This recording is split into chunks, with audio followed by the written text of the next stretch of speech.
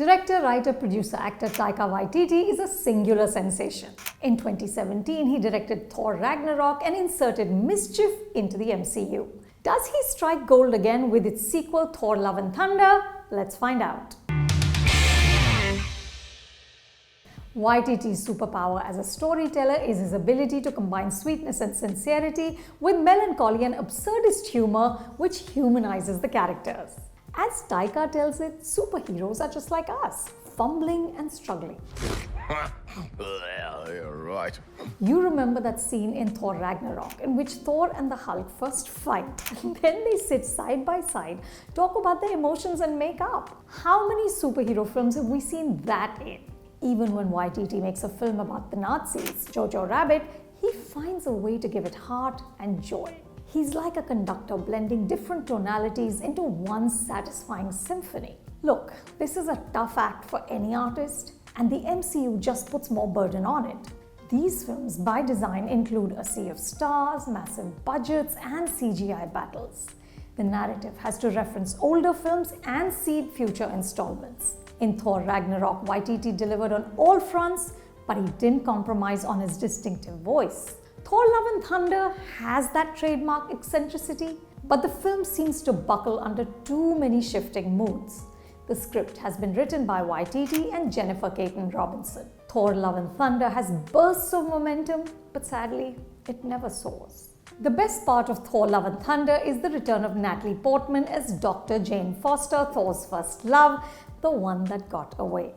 Jane was last seen in Avengers Endgame in 2019. In this film, she fulfills her destiny by transforming into the mighty Thor. Not only is she a superhero, which is amazing, but she's also wielding Thor's ex-weapon, the hammer Mjolnir, which is of course very confusing for Thor.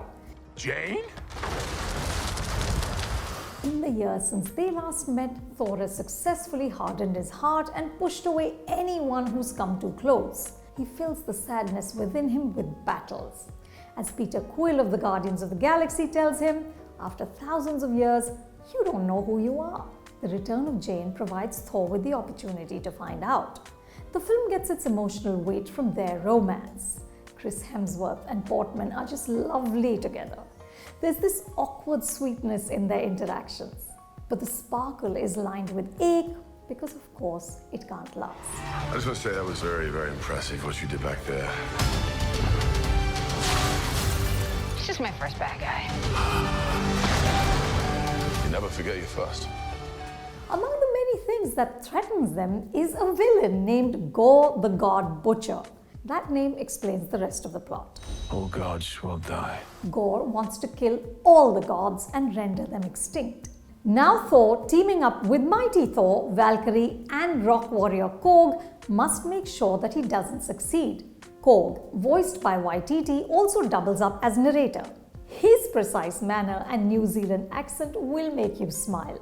You might remember from Thor Ragnarok that this is the guy who tried to start a revolution but failed because he didn't print enough pamphlets. Gore, played by Christian Bale, is a solid villain. His fury is rooted in personal tragedy. He's hell-bent on destruction not because he seeks power, but because he seeks some relief from his pain. Gore feels like Voldemort ka mele mein bichra hua bhai, but the film doesn't give him enough memorable lines or moments. He's just underexploited. So is Valkyrie, played by a smashing Tessa Thompson. The bisexual, tough-talking, hard-drinking warrior who's struggling with her own wounds is now the mayor of the new Asgard, and yet we don't see her do enough. The larger problem plaguing Thor Love and Thunder is that the many moving parts don't become an organic whole. The visuals are more inventive than the story, which lurches from desperately tragic themes to jokes which don't land. Like these giant bleating goats which pull Thor's Viking ship. And giant goats. Oh, look at those! They are wonderful. Yes, they are.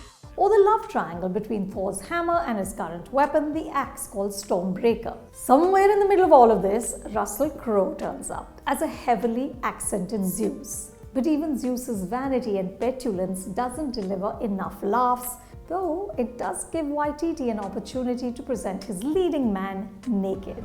Let's see who you are. I take off your disguise. And flick! Oh, You flicked too hard, damn it!